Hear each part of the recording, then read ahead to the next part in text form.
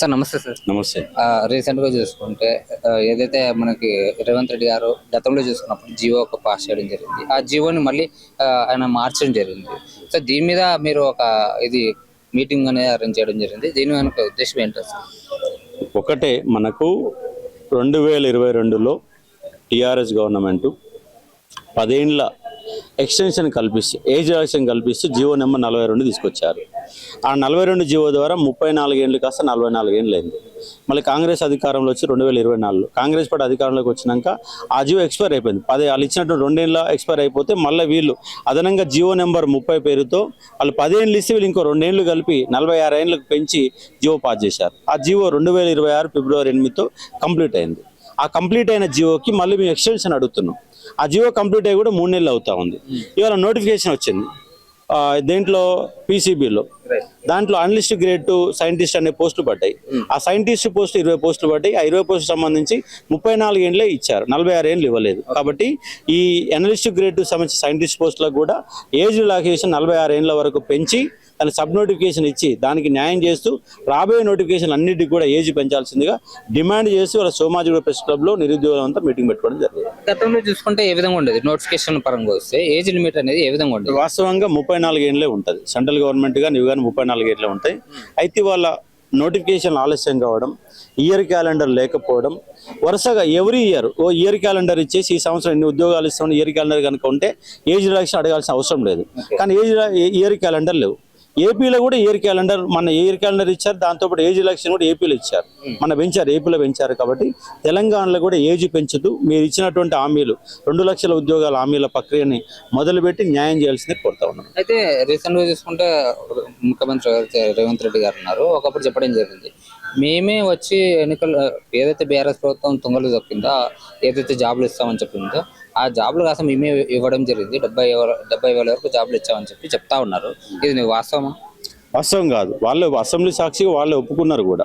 ఎందుకంటే మీటింగ్లో అబద్ధాలు మాట్లాడుతున్నారు. 50,000 ఇస్తాం, 60,000 ఇచ్చినాం, 70,000 ఇచ్చినాం, 1,00,000 ఉద్యోగాలు ఇచ్చినాం, అబద్ధాల మాటలు చెప్పారు. వాస్తవంగా అసెంబ్లీలో ఉన్న మన బడ్జెట్ సమావేశాల్లో వాళ్ళ రికిల్తపూర్వంగా ఇచ్చిన సమాధానంలో 67,968 ఉద్యోగాలు నింపాము. ఆ నింపిన ఉద్యోగాలలో 50,000 ఉద్యోగాలు గత గవర్నమెంట్ ఇచ్చిన నోటిఫికేషన్ ప్రక్రియ పూర్తి చేయడం జరిగిందంటే వాళ్ళు ఇచ్చిన దాన్ని వీళ్ళు పూర్తి చేశారు. పూర్తి కూడా ఏం చేయాల, ఎందుకంటే నోటిఫికేషన్ ఇచ్చింది వాళ్ళే, ఎగ్జామ్ పెట్టింది వాళ్ళే, రిజల్ట్ ఇచ్చింది వాళ్ళే. వీళ్ళు కేవలం హారిజంటల్గా ఉన్న, వర్టికల్గా ఉన్న రిజర్వేషన్ హారిజంటల్గా ఒక జియో పాస్ చేసి పత్రాలు ఇచ్చారంతే.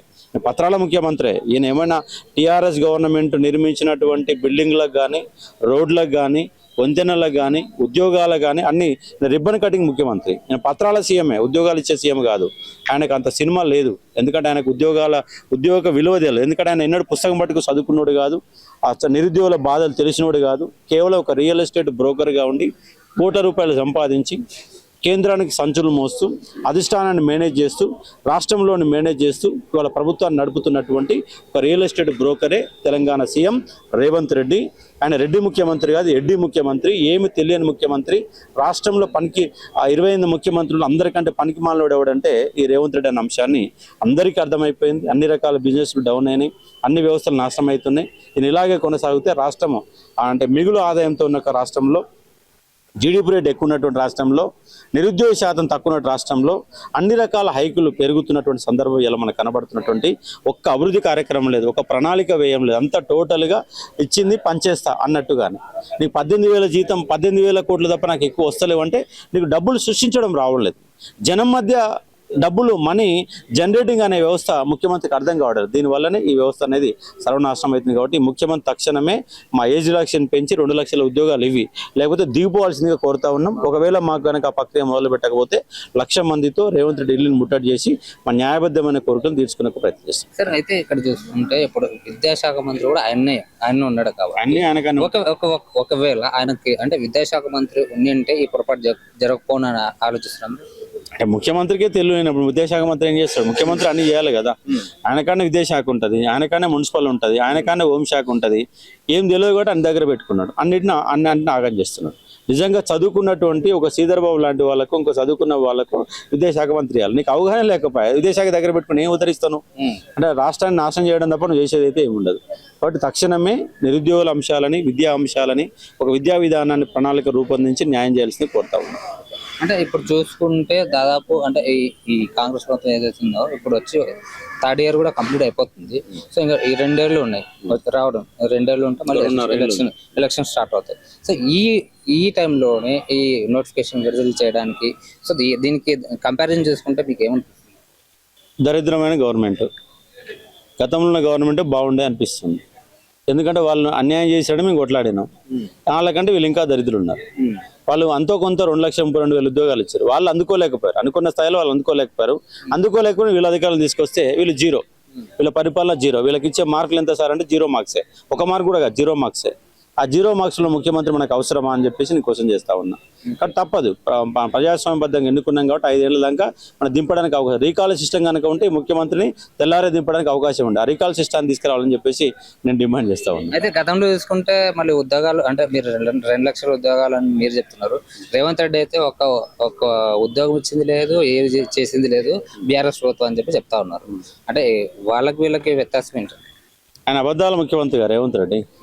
2,32,000 ఉద్యోగాలు టీఆర్ఎస్ గవర్నమెంట్లో వచ్చినాయి. ఈయనేమన్నాడు, ఒక సంవత్సరం 2 లక్షల ఉద్యోగాలు ఇస్తామన్నారు. అది నేను 10 ఏళ్ల కాలం 2,32,000 ఉద్యోగాలు చాలా తక్కువ ఉద్యోగాలు, 2 లక్షల ఉద్యోగాలు ఇస్తారని చెప్పేసి ఇటువైపు నిరుద్యోగులంతా మొగ్గు చూపి ఓట్లు వేసి బస్ యాత్రలు చేసి మీ అంతా కార్లలో తిరిగి సభలలో మాట్లాడి ఇంటింటి తిరిగి ఓట్లేసి గెలిపిస్తే ఇవాళ నిరుద్యోగులకి నిండు సున్నం పెట్టిండు, గుండు సున్నా పెట్టిండి, వాళ్ళ అన్యాయం చేసిండు.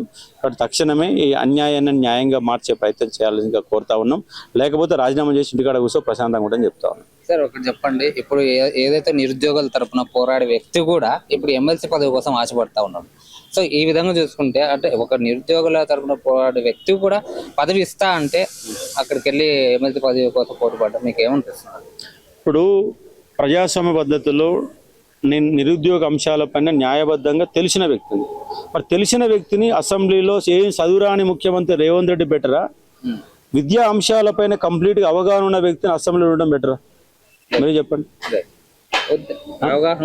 అవగాహన వ్యక్తులు కావాలి. అంటే ప్రజాస్వామ్యంలో ప్రజాస్వామ్యయుతంగా అవగాహన వ్యక్తులే చట్టంలోకి రావాలనే కాన్సెప్ట్ ఉంది. నేను నిరుద్యోగ అంశాల మీద కొట్లాడుతున్నా కాబట్టి వాళ్ళ డిమాండ్ మేరకు నేను పోటీ చేశాను. ఒక ఇండిపెండెంట్ గా అన్ని పార్టీలకు ముప్పు తిప్పలు పెట్టిన వ్యక్తిగా ఉన్నాను. కొట్లాడకపోతే అశోక్ సారికి అన్ని 1000 ఓట్లు వస్తాయా? రావు కదా. అంటే పదవి కోసమే కొట్లాడాలనే రూల్ ఏం లేదు కదా.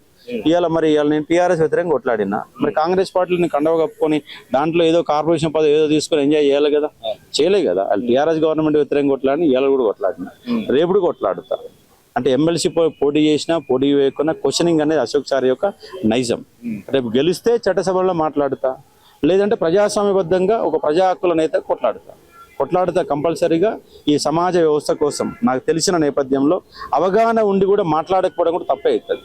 కానీ వ్యవస్థ మీద గ్రిప్ ఉన్నప్పుడు క్వశ్చనింగ్ చేయాల్సిన బాధ్యత నా పైన ఉన్నది. ఆ క్వశ్చనింగ్ అనేది అది చట్టసభల్లో కావచ్చు, బయట కావచ్చు, ఇంటికాడ కావచ్చు, యూట్యూబ్ కావచ్చు, సోషల్ మీడియా కావచ్చు, ఎక్కడైనా కూడా ఆ క్వశ్చనింగ్ అనేది కొనసాగుతుంది. అది ఫైనల్ గా ఏం చెప్పదలుచుకున్నారు సార్ ఈ కాంగ్రెస్ ప్రభుత్వానికి? ఎమ్మటే ఏజ్ రిలాక్సేషన్ పెంచి ఆ 2 లక్షల ఉద్యోగాల ప్రక్రియను పూర్తి చేయండి.